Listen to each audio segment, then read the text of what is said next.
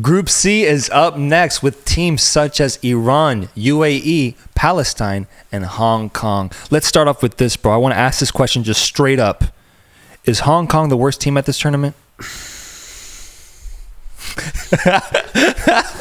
Looking at he's looking at his notes. He's researching. He's reviewing. He's accumulating data, and he is ready to compete. No. The answer is no, actually. No. Surprisingly. Okay. Don't reveal it yet. Just no for now. Okay. Yeah, no for now. When we get to that team, we'll reveal it then. Right. Okay, so Hong Kong is not the worst team at this tournament. I think there's an argument for it, but I'm not going to die on this hill. There's an argument for it. I'm not saying they're even mid-tier. They're low. We're talking low tier, but they're worse. No, I'm going to say no. Ranked 150th according to FIFA rankings.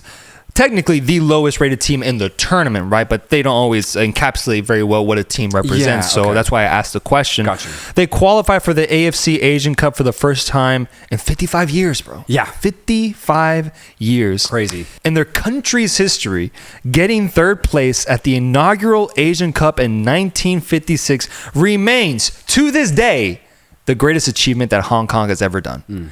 Third place, brother.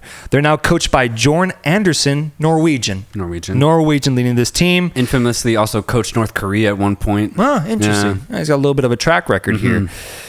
Well, brother, to me, when I review this team, when I see what this team is all about, I just get the sense that Hong Kong is just happy to be here.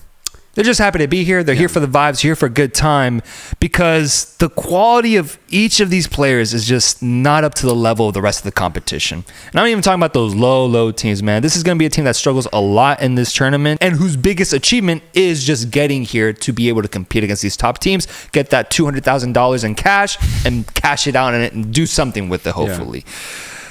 My slogan for Hong Kong this tournament is "So long, Hong Kong," because I think they will be here for a very short time.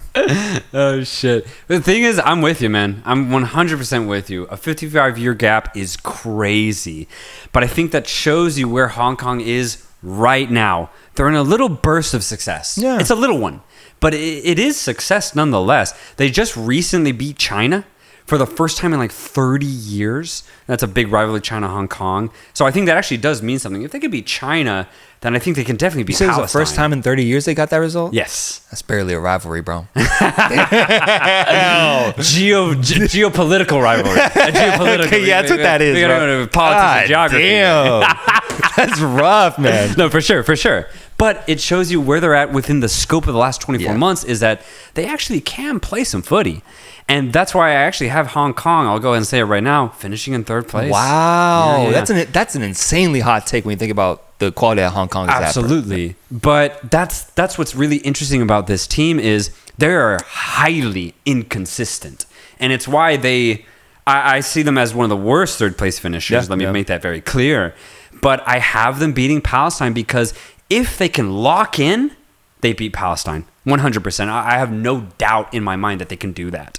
I just see Palestine as a very weak team. We'll get into that in a little bit. But I think the heights that Hong Kong can reach is a height that can beat a low-level team. And if that means that, then I have Hong Kong finishing in third place. But obviously nothing. I mean, nothing more than that. Yeah, I got them in fourth. But to me, when it comes to like the teams outside of, say, the top 10 in Asia, it becomes March Madness, man. It is the most unpredictable shit that you can see. Dude, we might see Hong Kong win and get third place against Palestine and pull off that result, or we might see them just completely falter at this tournament. I agree with you. It's going to be fun. It's what makes these lower level matches really fun. Seeing them face off against Palestine, seeing them face off against even like a UAE to see how they compete against a tougher team, I think is what makes it so intriguing for neutral viewers such as ourselves. But with that being said, why don't we transition over to Palestine then to talk about this country and this team who is also trying to make a name for themselves at this tournament. Palestine enters this tournament ranked 99th in FIFA's rankings and coached by Makram Daboub, Moroccan, I believe. They have a center back named Mohamed Saleh. Oh, really? Yeah, it's like Salah, but flipped. And the thing that stands out to me about this Palestinian team is the way they play against these top teams, they find a way to play them pretty close. Recently playing against Australia and losing 1-0, and then losing to Uzbekistan 1-0 in a friendly today. So I thought that was interesting that they're at least able to keep it somewhat close. But for Palestine, all I see is I see it about the emotional factor. I think about everything that's happening right now in their country for them, and how the AFC Asian Cup will work as a tool of expression for the Palestinians to both showcase their abilities on the pitch, but also to represent their people. And that's the beautiful role that football can play, is that it provides that space for people whenever they need it. I think Palestine does have a little bit of that emotional factor playing into their game to hopefully be able to lift them into a higher level than what they're at right now, because truth be told, they're not that great of a football team. But the emotional aspect might make them do something special at this tournament. I see Palestine, from a footballing perspective, very similar to Syria in the sense that they can keep a lot of games pretty tight. They have that track record. But they just don't have an offense. They don't, They just bro. don't. They don't. Like, they just don't score goals. And that's why I have Hong Kong finishing over them, because if Hong Kong can just find it, they will create more chances. But Palestine have a good defense. I don't want to discredit them for that. But that's all I can say. Like, that's the only good thing I can say about Palestine. The rest of it is just very low level. It is what it is. But yeah, they're here, and make the most of it. I said Hong Kong have had a little burst of success, right? Palestine have had two, but a little bit longer. This is their third ever AFC Asian Cup appearance, but it's also their third in a row. Wow. So they've just had this success over the last 8 years, and they're making the most of it, truly. I just think they haven't really progressed. They're kind of stagnant in the way that they've played over the last 8 years. So I just kind of see Hong Kong more of on a slight rise, Palestine more of on a very lateral type of direction. What's really funny though, there's always a South American for Palestine. There's always that staple Chilean. This time it's Camilo Saldaña, who plays for, I believe, Unión San Felipe. If you didn't know, there's a big Palestinian contingency in Chile. Palestinos, a football club over there. So it just kind of makes sense. One always gets called up to these, and this time it's Saldaña. Yeah. That's awesome, man. It's kind of cool. Yeah, it's pretty cool little connection. It's pretty cool. I think Palestine and Hong Kong kind of just represents the Reynoso Soltero debate. Palestine representing passion and emotion. Hong Kong representing technicality and just, textbook play. Right. I'm actually really excited now for this match specifically, because I think it probably will determine who gets third place in this group. Yeah. Moving on up, I think it's pretty clear here. UAE gets second place. Yeah. UAE's like Qatar, just the level lower. They have a really good squad that's solid. They play good football in the UAE league. But, it kind of ends there. They don't really have any one player that stands out. Their collectivity as a team over the last couple of years has been, I'll just be honest, kind of disappointing. I think they peaked during the 2018 World Cup cycle when they had Omar Abdulrahman and Ali Malkout in their primes. And they haven't been able to replicate that type of success over the last 6 years. It's just kind of just gone down for the UAE. Again, they still have talent, and they have players that will compete, players that are better than Hong Kong and Palestine. So yeah, I have them finishing in second place. Will they make a deep run? For me, the answer is definitively no. Yeah, coached by Paulo Bento, the Portuguese man. Yeah. And ranked pretty high in FIFA rankings when you think about Asian scope here. 64th. Whereas Qatar 64, whereas Qatar is like 55, so it makes sense that they're like a similar level but slightly lower. They've never won this tournament, but they consistently make appearances. Yeah, they're always here to compete, and they're in somewhat of a good moment for their nation right now. But I think the reason I have them in second over these other two teams is because I just think they offer the most reliability in terms of who do I trust more, UAE or Hong Kong or Palestine. It's UAE. They have a little bit more technicality on the ball. I think that helps them just be better than Palestine and Hong Kong. And I see them doing enough to secure second place. But after that, I just see a major drop-off between Iran, the top team of this group, and UAE, and then UAE and Palestine and Hong Kong. They get that second place spot. They'll go to the round of 16, but I do think there'll be a round of 16 exit. Dude, yes, 100%. Their best player, probably Caio Canedo, I'll say, naturalized Brazilian. They also have actually a really interesting young 20-year-old Asa Khalfan who plays for Al Ain. He's really good. I hope to at least see him maybe off the bench possibly. And the rest are just, good footballers who play in the UAE, which is a good league. Mm-hmm. And I just basically echoes what you're saying. It's good enough to be much better than Hong Kong and Palestine, but it's not good enough to compete with Asia's best. Yeah. Not even close. So obviously, we both agree that Iran will top this group pretty easily. They tend to not really fumble when they're in a position like this. They've done really well at World Cups, I would say, overall. And Asian Cups, I think, when it comes to the group stage time, I think they usually do show up in a really good manner. But they're interesting, bro. Iran is really interesting entering this tournament. They're the second oldest team at the Asian Cup, 29.52 years of age. But they're undefeated since the World Cup ended, bro. 9 total games, 7 wins, 2 draws. When it comes to Iran, my biggest question is, can they crack into the top 2 of Asia right now? Because I think there's it's clear that Japan's the best team right now, but then there's South Korea, Australia, always vying for that second place spot. Yep. And Iran has been given that position, but yet they haven't actually been able to get any silverware out of it, bro, because they won this tournament 3 times in the past, but the last time they won it was in 1976. And they haven't made a final since then, bro. The most they've done is get 3rd place. So if you're Irani, I can't help but think that the country must be somewhat frustrated with the inability to get results at this tournament, given how dominant they've been and how good of a team they've been for so long. I would say probably one of the most consistent Asian sides we've seen, because they've been good since the 1990s, maybe even the 2000s, bro. At least for me, that's my biggest question for them going into this tournament, and kind of putting a little pressure on them to be able to deliver, because I always find myself expecting more out of Iran, and especially the way the World Cup ended for them. I wonder if we're going to see a continuation of that disappointment, or if they'll find a way to continue the momentum of this past year and just win these games and make something notable happen at this tournament. Yeah, not winning since the 70s is crazy, because I'm with you. Iran has been one of the most consistent Asian teams over the last decade, and they themselves consider them to be probably a top 2 Asian side. Going into the FIFA 2022 World Cup, they were the highest ranked Asian team. That's such a good qualifying tournament, man. Oh, dude, they were ridiculous. Yeah, the numbers were crazy. It was one of the craziest qualifying campaigns I've ever seen. Like, I thought Saudi Arabia had to go, and Iran blew them out of the water, bro. But since 1970, not making a final appearance since, like, sounds like I'm talking about the New York Knicks, bro.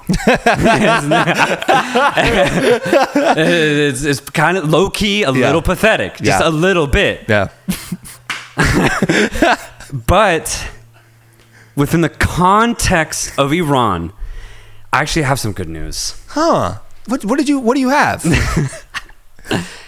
I truly do think this Iran team right now is the best Irani side ever. I was thinking about it. I considered saying that, but I didn't want to. I don't think I'm fully there. Sure. But I looked at the numbers. It almost calculates out, bro. I think it does. I think you got a point. Yeah. I really do think it does. Maybe they had a hell of a team back in 1968, but in the modern era, I think this is for certain the best Irani side, and I don't think it's even close.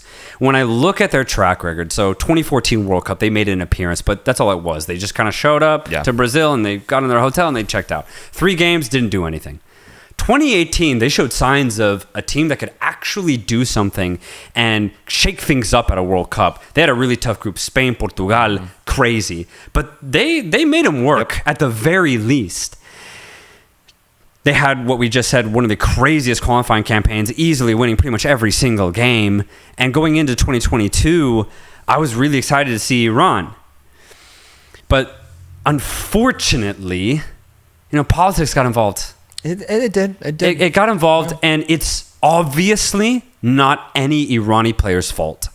But dude, not singing the anthem in the first match, all of what was going on with the government in Iran, it just makes it tough for an athlete to focus on why you're there. But it sucks because you're wearing the Iranian flag. Like, you want to be there for your country, but if you don't agree with your country, it can get a little weird, right?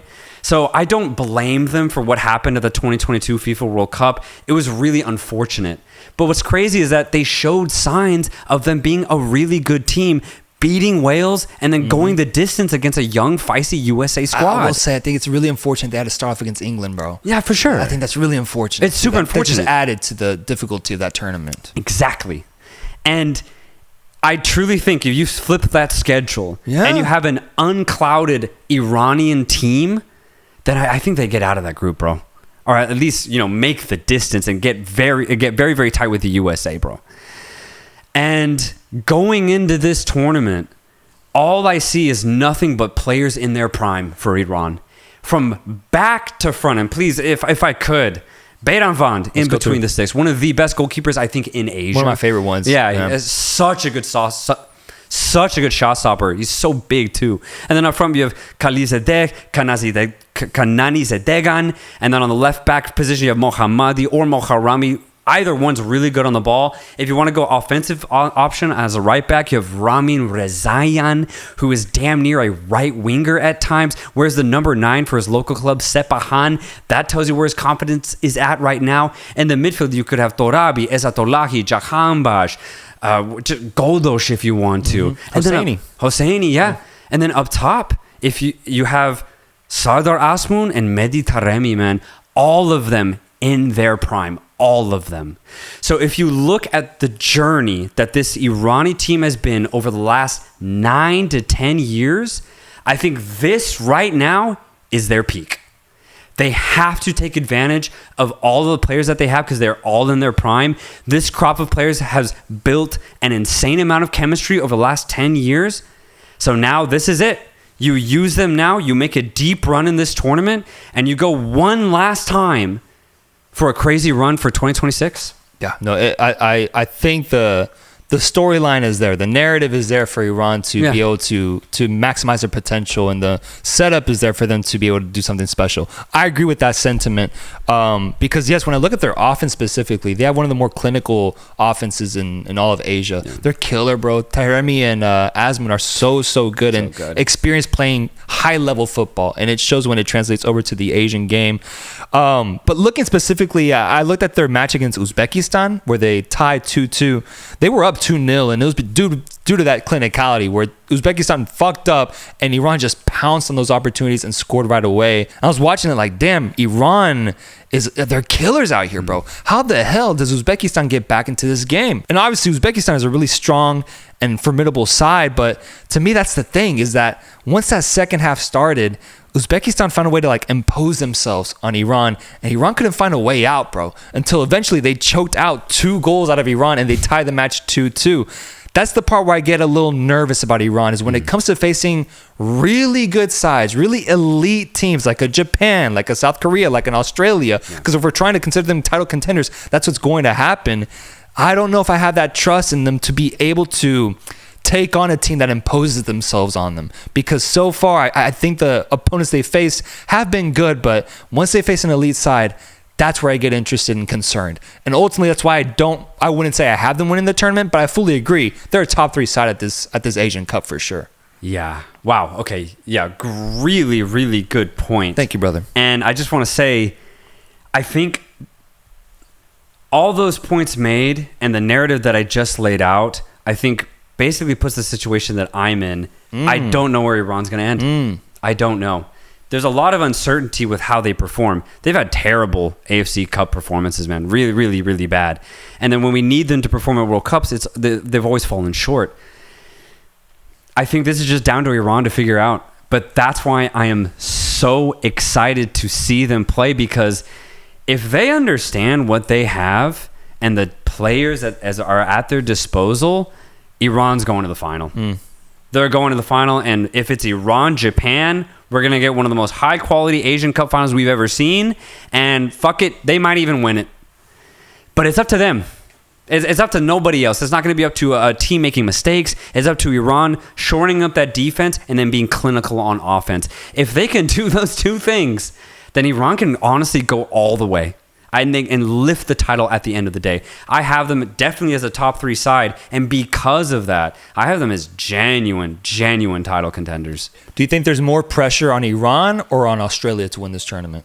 I would say Iran, simply because Australia really is in a kind of interesting transitionary period. I don't even think Australia's looking to win this. Okay. I don't think they're even looking to win it, but Iran, almost more than half of their starting lineup will be like in their mid-30s come the next AFC Asian Cup. There's no way that they can think that they'll have the same chance in 3-4 years' time. It's now.